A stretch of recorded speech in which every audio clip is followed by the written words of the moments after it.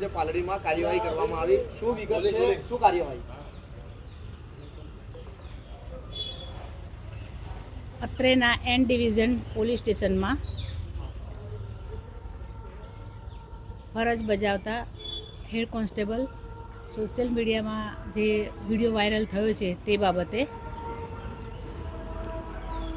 તેઓ જ્યારે મહિલા જે નાગરિક હતી તેઓ ટ્રાફિક સિગ્નલનો ભંગ કરતા તેઓને રોકી અને તેઓ પાસે હેલ્મેટ નહીં પહેર્યું હતું તે બાબતે તેઓને પૂછપરછ કરતા તેઓએ ગમે તેમ બોલી અને પોલીસનું આઈ કાર્ડ માગેલ, જેથી પોલીસે આઈ કાર્ડ પણ બતાવેલ, પણ આઈ કાર્ડ તેઓએ નીચે ફેંકી દીધેલ, જે બાબતે ગુસ્સે થઈ અને પોલીસે જોડે ગંદી ગાળો બોલતા હતા બેન, અને એ બાબતે પોલીસે પણ ઉશ્કેરાઈ જઈને પોતે હાથ ઉગામેલ હતો. એવો વિડીયો વાયરલ થયો છે.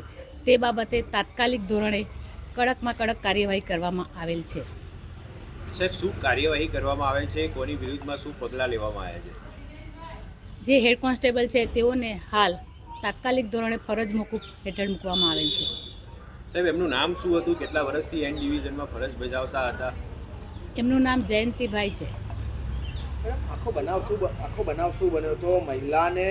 મહિલાને જે રોકવામાં આવી હતી, ખરેખર મહિલાનો વાંક હતો? ત્યાં પોલીસે એમને રોક્યા હતા કે પછી પોલીસ કર્મચારીએ તેમની સાથે ગેરવર્તણૂક કરી હતી? મામલો શું બન્યો હતો?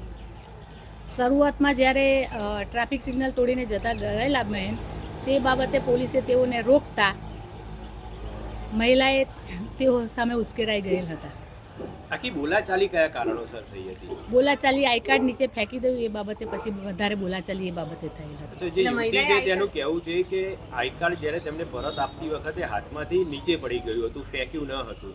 તે અંગે અન્ય કોઈ વિડીયોમાં અથવા તો જે બોડી ઓન કેમેરામાં વિડીયો તપાસ્યા બાદ કઈ હકીકત સામે આવી છે કે હકીકત શું છે? આ બાબતે એમનું કહેવું એવું છે કે એ લોકોએ કાર્ડ ફેંકી દેવામાં આવે છે. આગળની વધુ તપાસ ચાલુ છે.